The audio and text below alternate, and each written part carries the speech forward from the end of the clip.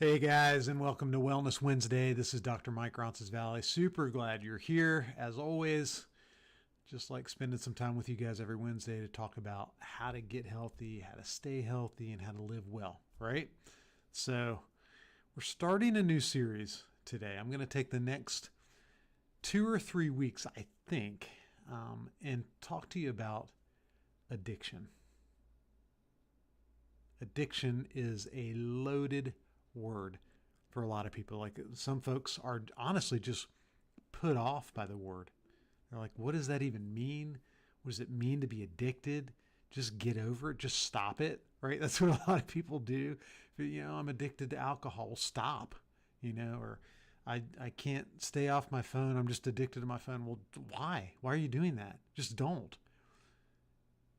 The truth is, it's very complicated, right? The whole concept is complicated, and I'm going to outline for you what addiction really is, who gets addicted, the difference between addiction to, say, alcohol or marijuana or heavier drugs even, versus addiction to technology, which I think we're all freaking there, right? To people pleasing, addiction to gambling or sex. So what is a process addiction? What's a chemical addiction? And how are they the same? How are they different? And ultimately what we want to get to is why? Like, why do we struggle with this? Why do we struggle with behaviors that we can't control? Why do we do things even when we don't want to do them? Why do we don't do things when we know we should do them? Those are all the questions that surround addiction. So I'm really excited about this because in many ways, I've always looked at addiction as related to change. And for me, how to change is probably one of the most important questions that we can ask ourselves in our life, is how do we actually make changes that last? And so all of these concepts are going to roll into the next few weeks here on Wellness Wednesday, and I'm super excited to get into it. So one caution for you is I don't want you to turn the volume down or press mute on the next couple weeks with Wellness Wednesday if you feel like you don't struggle with addiction. If you're like, oh, I'm not an alcoholic, so why am I going to listen to that, or why am I going to watch that?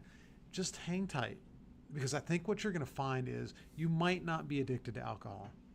And you might not be addicted to drugs or consider yourself an addict, but I guarantee you this: you'll get a lot out of understanding behavior and understanding why you do some of the things you do, and why you get stuck in behaviors, and why some behaviors feel compulsive and other behaviors feel super hard to follow through with, because that's the human condition.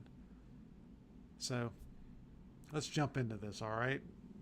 Excited to get you this information to help you get healthy, stay healthy, and live well. Let's go. Start with some stories, as you know I'm always going to do. First story is of a person that I've worked with that I think you guys will understand this kind of person, right? This person is what I would call just this classic addict, just someone that had been homeless before. I'm sitting with this dude in the office, and he's talking about, oh yeah, I was living on the streets 10 years ago when I was a young man in Seattle. And I'm like, what in the world? What? Just unbelievable, right? Some of the stories of just needles and risky behaviors, and think of what you've heard about on the internet, videos you've watched, TV, of a classic addict, and this guy was it. It moved into heroin. We all know that that's where this ends, right? If you want to think about chemical addictions, we're all terrified of it because it's so powerful, and that's exactly where this guy ended. I mean, he was living on the streets, shooting up heroin, and just getting from day to day, week to week, month to month, looking for the next high. None of you are surprised by this story, I'm sure. It's the classic story of addiction. But I'm going to tell you another story. This story is of a successful guy that I saw years ago.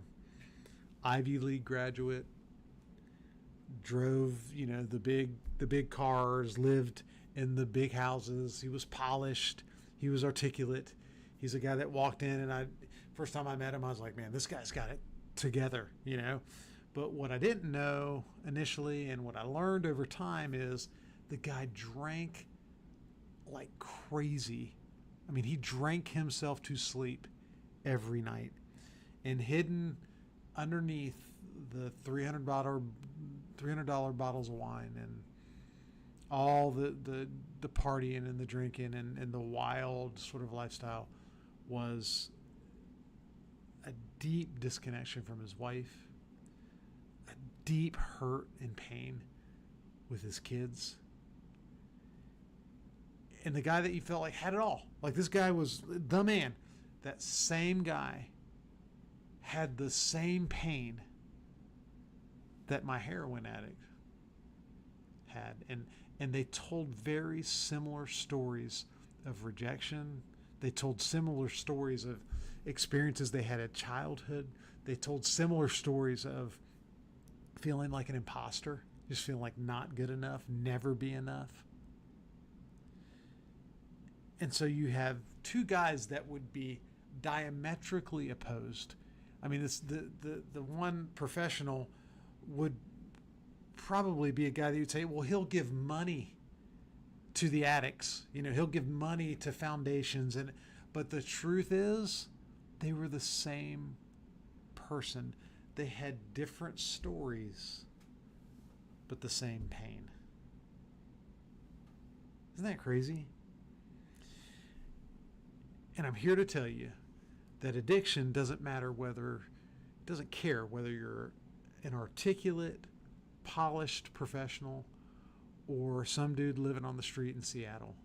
It is no respecter of persons. It does not discriminate. It doesn't care about your zip code. It doesn't care about your education. It doesn't care about the brand of purse that you wear on your shoulder. It doesn't care about the brand of shoes that you wear on your feet.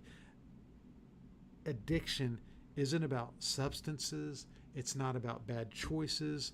Addiction is about pain. And more specifically, addiction is about unresolved pain. So the question is not, why do I have this addiction? And why can't I quit doing this? And the question is, why am I in this pain, and what am I going to do about it? So if you're listening to this, if you're watching Wellness Wednesday, and you want to know why you can't get off your phone, if you want to know why you can't quit seeking more validation at work or from your husband or from your spouse, if you want to know why you can't stop drinking when it's messed up so many parts of your life, the only answer is to say, okay, I'm going to peel this onion back layer by layer enough to truly understand what pain I'm medicating, what pain I'm trying to get away from, what hurt I'm trying to run from, what ache inside my heart and my soul that I just desperately don't want to feel, because that's the answer to your addiction problem. That's the answer as to why you have these compulsive behaviors that you just can't stop. All right. Today, and really over the next several weeks, we're going to unpack what addiction really is. Like beyond the stereotypes, beyond everything you hear, beyond the opiate crisis. What is addiction? Number 2, we're going to talk about trauma and emotional pain as the root of addiction. That is where it starts. That is what drives it. And you're going to understand that after we talk. Number 3, we're going to talk about what the brain does under addiction. And there is a neurological connection to your compulsive behaviors. If you just crave people pleasing and you can't stop, you can't put yourself in a position where you draw good boundaries and just make good choices about people, there's a neurological connection. And it looks very similar to the neurology of someone who's addicted to alcohol, marijuana, or even heroin. Number 4, we're going to look at shame and why shame-based approaches really fail. Shame-based approaches to life fail. We just spent, 3-4 weeks talking about shame and vulnerability. Highly connected to addiction. And then number 5, we're going to talk about how healing actually happens. We're not going to talk about abstinence. I don't really have any interest in talking about abstinence, like white knuckle it, like quit drinking, just stop. Look, you need to stop drinking. But I don't want to talk about like white knuckling it. I don't want to talk about I'm forcing myself to not look at my phone anymore. I'm forcing myself. I'm never going to eat another chocolate donut in my entire life. I'll crave chocolate donuts the rest of my life and I'll be miserable, but I'm not going to eat one. I have no interest in that for you. I have an interest in true recovery. And true recovery for people that are involved in a chemical addiction is 99% of the time going to involve abstinence. It's going to involve like I'm just not going there anymore because it's not healthy for me. And there's some neurological reasons why you really need to consider that. But we're not going to talk about helping you just white knuckle your way to the end of your life. We're going to talk about how you truly find healing and real recovery. All right, so that's what's going to happen over the next several weeks. You know someone who's struggling with addiction. You know someone that you love that is struggling with addiction. You know, like there are people in your life that have compulsive behaviors they can't get a hold of. There are things in your life that if you're honest, you can say, man, Mike, I wish I could change this. I wish I could slow down here. This next few weeks is relevant for you. It's relevant for the people you love. And what I really hope happens is that we see tons of people find freedom. Tons of people begin to just sort of find recovery, find help, find hope, find community, find a therapist or a coach that's going to walk with them and ensure that the changes that you're making are lasting. All right. So let's go with our first topic. You ready? What is addiction really? Like really, what is addiction? So let's begin by defining addiction clearly and compassionately, okay? Most people think addiction is about willpower. So, if Billy just tried harder, he could quit. Or they think it's about morality. And this is actually even more toxic. If she were a better person, she wouldn't do this. And if we're honest, there's probably been moments in your life where that's the conversation that you've had with yourself about you or with yourself about other people.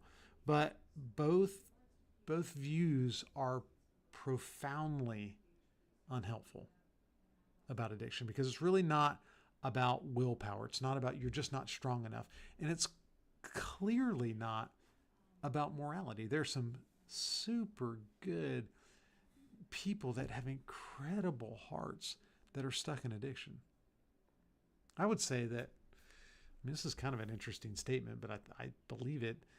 I think people that struggle with addiction have significantly more heart to give in relationships. That's part of why they're so wounded is they don't know how to manage like their hurt and their morality. Like they have this ethic of love and it just gets stomped on all the time.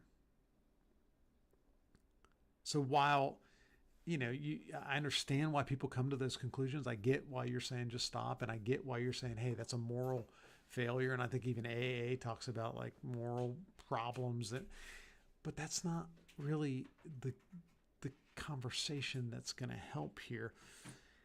Any behavior that a person finds temporary pleasure or relief in, craves, suffers negative consequences from, and is unable to give up, that is addiction.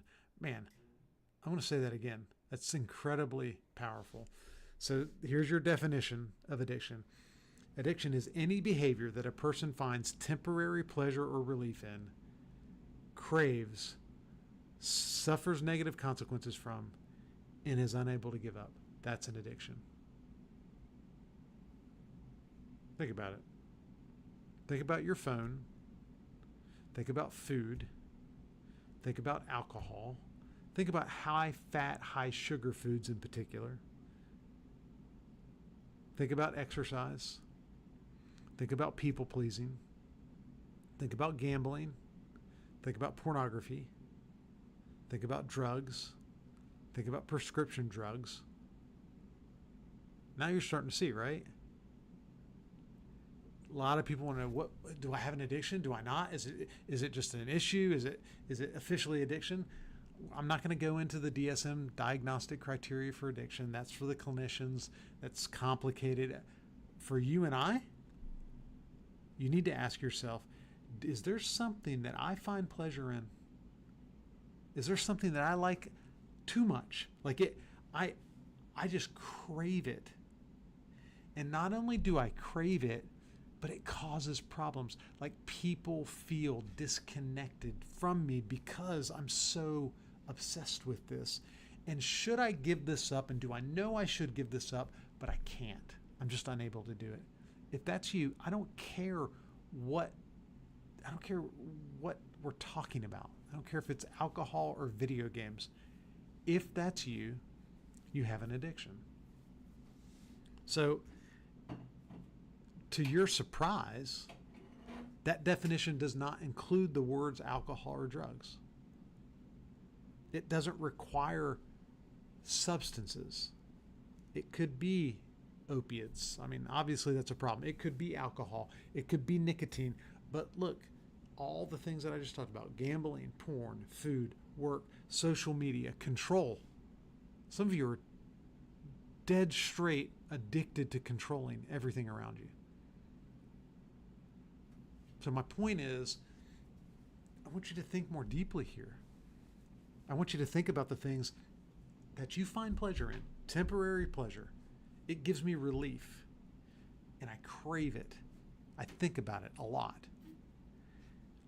I suffer negative consequences from it. It interrupts my relationships. People complain about my spouse is begging me to get off my phone half the time. My kids they wish that I were around rather than, gambling with my buddies all the time. And I know I should give it up, and I don't.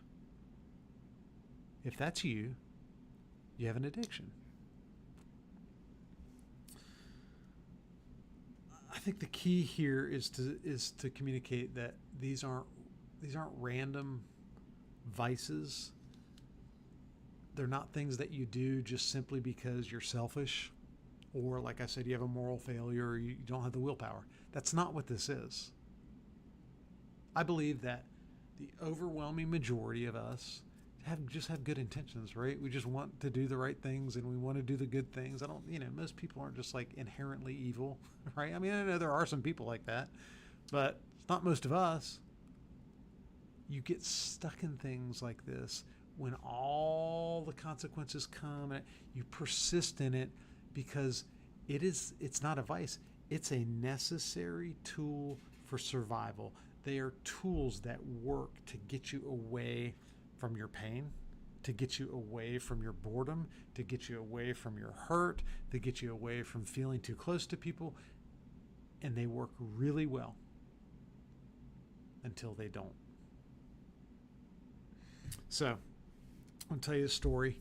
I know you guys, I hope you understand why I tell all these stories. I tell the stories because that's how we learn, right? Even Jesus, look at the Bible, and Jesus is the greatest teacher of all time, in my opinion. And he didn't get there and just didactically teach people like, okay, take out your pens and paper. I'm going to tell you how you can know God better. And number 1, pray 30 minutes a day. That's not what Jesus did. He told stories. Why? Because he knew how we learned better than we know ourselves, right? And so I want to tell you some stories as we do these talks, because that's how you're going to start to concrete some of the information and make it relevant for your life. So here's a story about addiction and about a nurse that was really caught in an addiction that she didn't realize. So give you the details here. We'll call her Sarah, late 30s, by all accounts, professional rock star, right? I mean, she was always the one that people counted on. She was always the one that the team was going to be kind of involved with. She was always the one that people were going to ask questions to. She was constantly available with a good attitude, which, that's like a double whammy. Like, how awesome is that? Like, you have this incredibly competent, capable nurse on your team who knows everything and who's always smiling, like always ready to be there, always ready to, like with a good attitude, respond to things. But at night, when the house was quiet, Sarah couldn't stop eating. She didn't understand it. She hated herself for it. She's like, I'm not even hungry. But the minute I put the kids to bed, I feel this wave of emptiness. I feel uncomfortable. I don't know. I want something. And she wasn't breaking out the Tito's. She wasn't, going to take a bunch of marijuana gummies. It was food, man. And it was tough.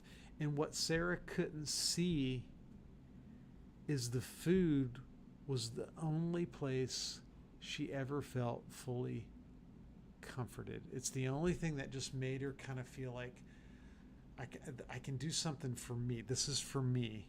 And it didn't feel bad, right? It didn't feel like it's like this guilty pleasure, but it wasn't like she's getting drunk and like driving her car and getting in accidents. It felt just sort of benign to her. But her addiction wasn't gluttony. Her addiction wasn't even, high fat, high sugar foods. It was grief. It was the unresolved grief from a childhood where comfort was dangerous, where love came with conditions, where emotions were punished. And instead of being met with a family and mom and dad that could kind of just nurture her and kind of take her, she was met with a mom and dad that required her to take care of them. She had to be the responsible one. She had to be the one that was going to listen to their problems. She had to be the one that would listen to them talk about each other. She was the one that was always kind of the anchor for the family. And she learned very early on that her role in life was to take care of people, to give other people comfort. Is it any wonder that she was the best nurse in town? Dude, no. She was born for this. She was bred for this. This was part of her DNA.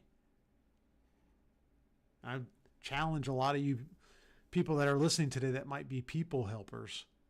And you might be in the field like nursing or mental health or a doctor or, something along those lines, a massage therapist. But you might just be one of those people that everyone's always looking for help. There's a reason that people are running to you to take care of them. And it's probably because you're really, really, really good at taking care of everybody else and not very good at all at even understanding what's going on inside of you. And so you can see that Sarah's problem was not food. Sarah's problem was grief. Sarah's problem was trauma. So my question to you, and I just want you to reflect on this for a minute. I'm going to pause as I say some of this. Can you relate? Do you get it? Have you ever used something just to kind of get away from discomfort? Just to turn the volume down. I'm going to press mute for a minute on people, on their expectations, on even my emotion, my anxiety, my depression. And I just need to feel something positive. I need to feel something that feels like it's on my terms. If you can relate to that, man, you really need to be careful because you're focused on things that are ultimately numbing you out, and you're at massive risk for addiction.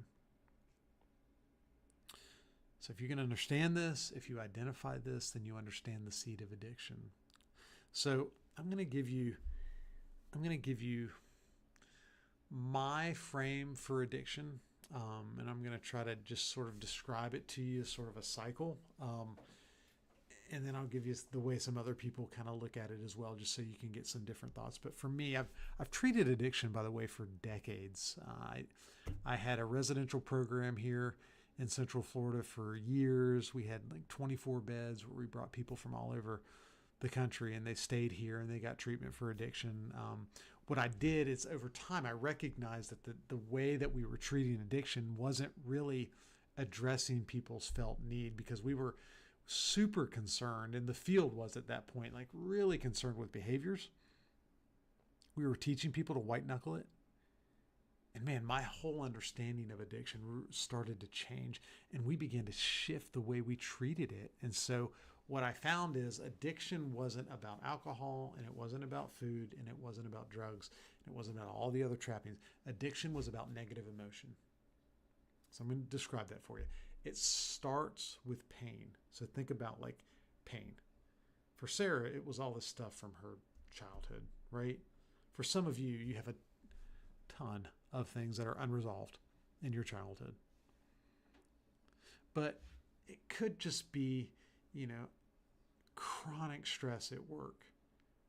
Or it could be depression, or it could be boredom, or it could be anxiety, or it could be hopelessness, or it could be loneliness, whatever. It starts with negative emotion, right? So when you have negative emotion like that, naturally as humans, what do we want to do? We want to get away from it. We don't like feeling like that. We don't like feeling that feeling of like, whatever it doesn't. And I call that the trigger. It's this urgency to get away from the negative emotion. So you got the negative emotion, then you've got the trigger, and then you've got a behavior, right? And the behavior is all the things that we're talking about. It's the thing that we think about when we talk about addiction. It's the alcohol, the drugs, the pornography, the gambling, the people pleasing, the control, whatever. And when we do these behaviors, man, they mitigate and medicate these feelings really, really well. So if you talk about anxiety, for instance, and I'm just a nervous wreck, I'm anxious as all get out, man, there's nothing like 4 shots of alcohol that will mitigate anxiety for about 30 minutes. I mean, hardly anything does a better job, right? But that's short term. It works until it doesn't. So you have the behaviors, but then those behaviors lead to what? Consequences. And I want you to think through the consequences of some of these behaviors that you have in your life that are addictive in nature. So if you're addicted to technology, think about what you've surrendered. What has it stolen from you? Has it stolen the quality of your relationships? Have you played video games so much that you kind of don't have relationships with people in the real world anymore? Have you been stuck on your phone for so long, just doom scrolling, that it's interrupted your marriage, and your wife or your husband just they feel this disconnection? If it is drugs or alcohol, man, how many times have you missed work? How many jobs have you lost? Have you been in an accident? If it's pornography or some sex addiction, what are the consequences? Has it messed up your ability to have sex with like a real person now? Has it interrupted your ability to feel actually close to someone? Those consequences, and this is the crazy part about addiction, man. It's almost frustrating for me to go through this cycle with somebody, because it makes me just want to scream of how toxic this is. Because when you have those negative consequences and all those things are playing out in your life, professionally, relationally, financially, socially, spiritually, all these consequences, what does that create? Think about it. You know the answer to this. It creates more negative emotion. Dude, now you're stuck in the cycle, right? More negative emotion, more urgency to just get away from it, more of the behaviors, more of the consequences, more of the negative emotions, and people get stuck in these cycles for days and weeks and months and years. And I'm telling you that the problem is not to start here with these behaviors and say, I'm just going to quit doing this. Just stop it. Just stop. I mean, is it successful? Let me ask you that. Can you just stop? Because if you can just stop and it's not that big of a deal, you don't have an addiction problem. The issue is not the behavior. The issue is the negative emotion. The issue is the pain. The issue is the stuff that you feel that you just don't want to feel anymore. And I'll give you some examples from my own life. I either want to be turned on or off, right? I have like on or off switches, right? So I want to be doing something, and I want to be going somewhere, and I want to be like moving, or I want to be literally doing nothing, right? I don't like much in between. And so when I'm in a situation where I don't have something to do and my brain is like craving stimulation,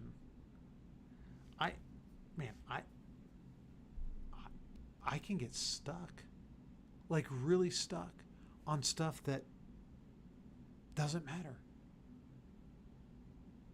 And I think that you can tell from that story, the problem is not my phone. I love technology. Technology is not bad. LiveWell coaching platform is technology. It's using technology to accomplish amazing things, to help people flourish and get healthy and stay healthy and live well. It's awesome. The problem's not my phone. The problem's me. The problem is I don't want to sit and just feel my feelings. I don't want to just sit and like reflect and just. And a lot of times I don't. Think of yourself. When's the last time you just sat at a restaurant waiting for somebody, just sat there and was alone with your thoughts? You know you don't do that. Unless you're just unusual. I know what you do because I do it. I get my phone out and I check email and I work and I check texts and I look at YouTube, or I'll watch a video, or worst case scenario, I'll get on social media in the middle of a restaurant and I'm, in my own little world, laughing and or watching stupid stuff, whatever. Why? Because I don't want to just feel what it feels like to be in a moment sitting at a restaurant waiting for somebody. See, problem's not my phone, problem's in me. And some of you need to recognize the problem's not this behavior that you're looking at. It's in you, not out there. Now, do chemical addictions change your brain? Can process addictions like technology addictions and video games change your brain? 1,000%. And some of you have created neural pathways that are priming you to want to go down those paths again, right?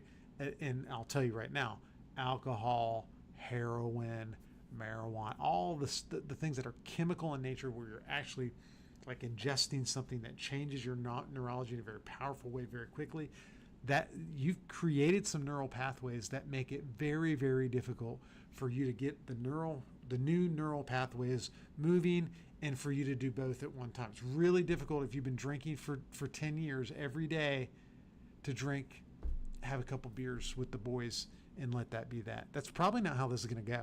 You just need to know that. So I'm not trying to minimize the idea that the behaviors are a problem.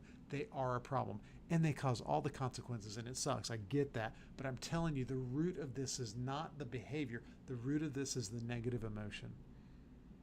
We want to get away from ourselves, just like Sarah.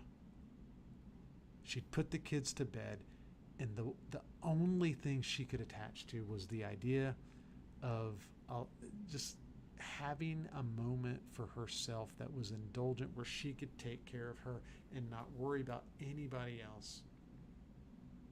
And guys, that is addiction. So here's the heart of it. Addiction is about functioning in the face of negative emotion.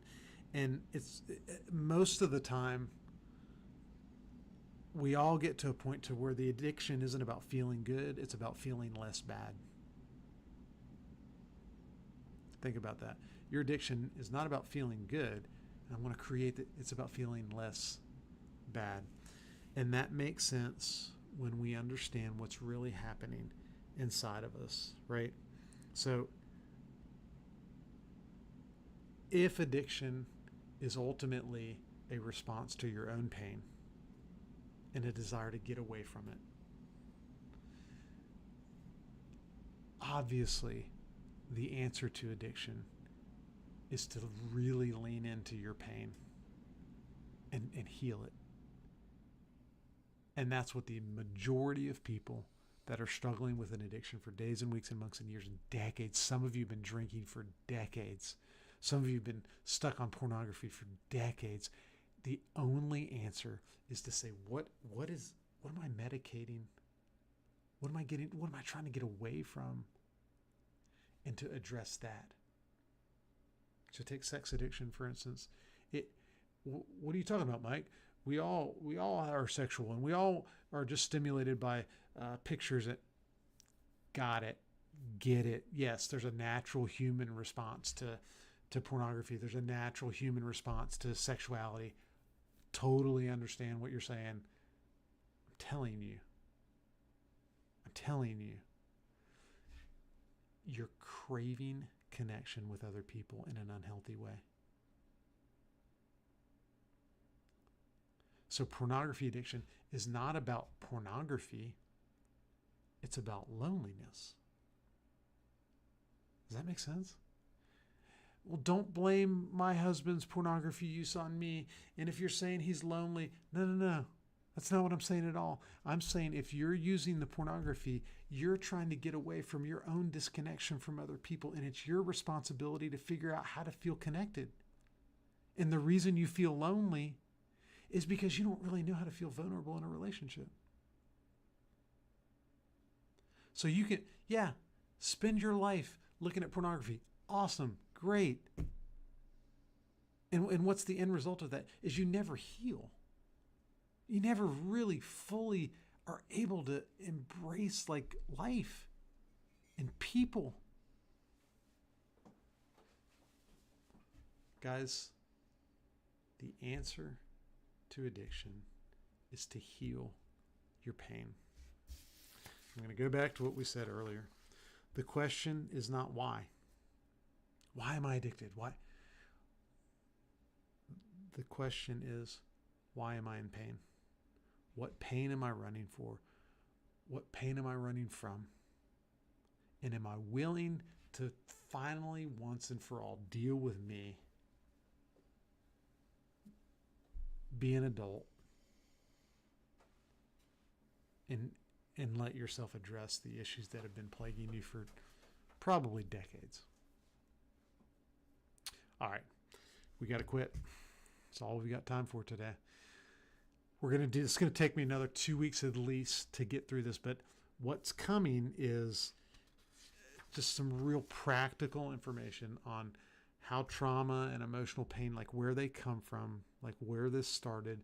I am going to talk about the brain and the addiction, because there are neural pathways that we have to acknowledge that make stopping the addiction, especially chemical addictions, harder. We're going to look at why shame is such a toxic part of addiction. And then ultimately, in a couple of weeks, hopefully, we're going to talk about real recovery. So guys, tell people about this. Tell people about this series. Get people on this platform. If you know someone that's addicted to anything, you've got to, we'll try to get this video to them. if they're not on our platform, we'll have this available in the Wellness Wednesday archive. And if you have our membership on LiveWell Coaching, you have access to everything we've ever done on Mindful Monday, Faithful Friday, Wellness Wednesday. So all the stuff that Dr. Trevor and I have done for a long time now, you can access it all and begin to say, okay, let me lean in to my addiction and let me once and for all heal. So all this is coming, guys. Please tell people. Please tell anybody that's on the platform. Get people to join the platform so that we can together finally get healthy. Stay healthy.